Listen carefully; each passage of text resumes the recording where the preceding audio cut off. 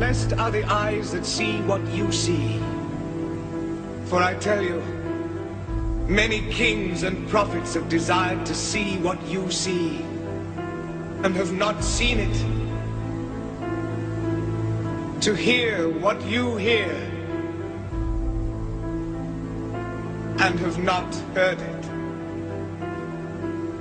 I thank you, Father, for hiding these things from the learned and the wise,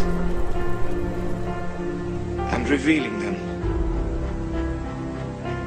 to the innocent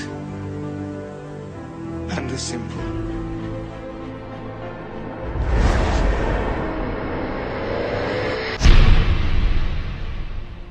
In eastern Tennessee's Great Smoky Mountains National Park, the only place you can now see a rusty-patched bumblebee is inside this drawer, part of the park's nature collection. These two boxes here. Entomologist Becky Nichols. We haven't seen them here in the park since 2001. Not a single one? No. Rusty-patched bumblebees, important pollinators for tomatoes, nest underground. Over the last 20 years, the species has suffered a 90% decline in population and habitat, a range that once included 28 states and stretched into the upper Midwest and Northeast. They face many threats. Loss of habitat, pesticides, diseases, all of these things contribute to the overall decline of pollinators. Bumblebees, honeybees, butterflies, in all, about 40% of so-called invertebrate pollinator species now face extinction. About 75% of the world's food supply depends at least partly on what they do. 1 in every 3rd bite of food is pollinated by bees. A huge factor is the bumblebee itself. A lot of our food is dependent upon these bees. If that's not important, I don't know what is. We have the will and capability to fully respond to any war which the U.S. wants. If the businessmen turned U.S. authorities think that they can frighten us, they will soon recognize that their method will not work. The statement comes from the country's foreign ministry and was read out on state-run TV. The statement also said that the world would soon witness the results of a recent jet engine test as part of its missile program. During his trip to South Korea and Japan last week, Tillerson said the U.S. was considering a wider range of options in dealing with the DPRK, including the use of military force. Today in Westminster, we saw tragic events unfold, and our thoughts are with those who lost loved ones, those who are injured, and all those affected by this attack. The man who left this trail of carnage in the heart of London was Khalid Massoud. 52 years old and British-born, he was shot by police during yesterday's attack. Overnight, officers raided properties linked to Massoud, who had a petty criminal record, but was not currently under investigation for any links to violent extremism. Nonetheless, ISIS claimed today that he was a soldier of the Islamic State. He was also a terrorist who stabbed policeman Keith Palmer to death and murdered Aisha Fraid, a teacher and mother of 2, with his car, along with American Kurt Cochran from Utah, who was in London with his wife Melissa for their wedding anniversary. She was injured yesterday and is still in the hospital. The injured came from 11 countries, among them French high school students, South Korean tourists, and a Romanian architect, Andreea Cristea.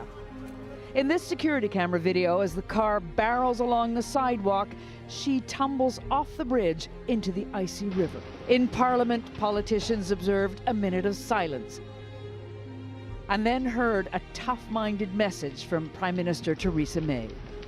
We are not afraid, and our resolve will never waver in the face of terrorism. Turkish President Recep Tayyip Erdogan has called on Europe to respect human rights and democracy. Wednesday's remarks come amid escalating tensions that saw Turkey blast Germany and the Netherlands over the decision to bar its officials from campaigning ahead of an April referendum, which could extend Erdogan's powers. In a press conference in Ankara, Erdogan warned that Europeans across the world would not be able to walk safely on the street if they maintained their current attitude. On Monday, German Chancellor Angela Merkel called on Turkey to stop Nazi comparisons and said her government has the right to block future appearances by Turkish officials if they didn't comply with German law. US troops now participating in military exercises with their Romanian counterparts, while French and British troops deploy to Estonia. It's all part of a new NATO pivot towards the eastern flank, hoping to integrate forces as a means to counter Russian aggression. We're showing some of our air defense capabilities. We're integrating with different units and just simulating a beach assault. They're absolutely amazing, and it's great to get knowledge on their amount of skills that we don't have. But any response from NATO could be stalled by a new dispute between two powerful NATO allies, with Turkey accusing the German government of behaving like Nazis towards some Turkish citizens in Germany. The purpose of the Turkish swipes is to objectify, break every taboo with no regard to the suffering of those who were persecuted and murdered under Nazism. Another complication, Russia's announcement on Monday of a new military base in northern Syria, in territory controlled by US-backed Kurdish forces, who Turkey views as an enemy. The move could drive a wedge between Turkey and the West at a time when the Trump administration is seeking unity in the fight against ISIS. North Korea's Kim Jong-un has finally exhausted the patience that allowed the psychopathic regime to play its twisted, inhumane games since Kim Jong-un was declared supreme leader in 2011. North Korea's $7.5 billion military budget compared to the United States' annual budget of $580 billion is laughable. Still, that isn't stopping Kim Jong-un from threatening to fire an intercontinental nuclear missile on the United States. Japan Times writes, North Korea heralded the successful development of a new high-thrust engine during a visit to the country's rocket test site by leader Kim Jong-un, the reclusive nation's state media said Sunday. Earlier this month, Pyongyang issued an unusually overt threat to Washington and Tokyo, firing off a simultaneous barrage of 4 missiles as part of exercises that it said were training for strikes on U.S. military bases in Japan. There has been growing speculation that the North will conduct an ICBM test after Kim used a New Year's Day address to claim that Pyongyang was in the final stages of developing a long-range missile capable of hitting New York and Washington. Secretary of State Rex Tillerson spoke with South Korean leaders over the weekend. First of all, I'd like to welcome you on your first visit to Korea since assuming office. In the short time since President Trump's inauguration, I have had 2 telephone conversations with President Trump, and Secretary of Defense Mattis has already visited Korea. And now, Mr. Secretary, you are here.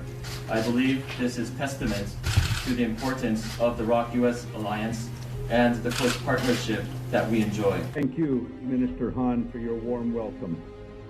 I first visited your valiant country as a 21-year-old lieutenant many years ago, and it's good to be back. I appreciate you hosting me and sharing your assessment of the situation we face today.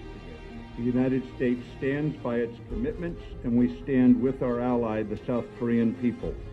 Our alliance is a testament to mutual commitment and respect, and it is a linchpin of peace and stability in the Asia-Pacific region. The Trump administration has prioritized the North Korean threats, and a consensus amongst the international community is quickly being sought. North Korea must fully comply with the relevant UN Security Council resolutions.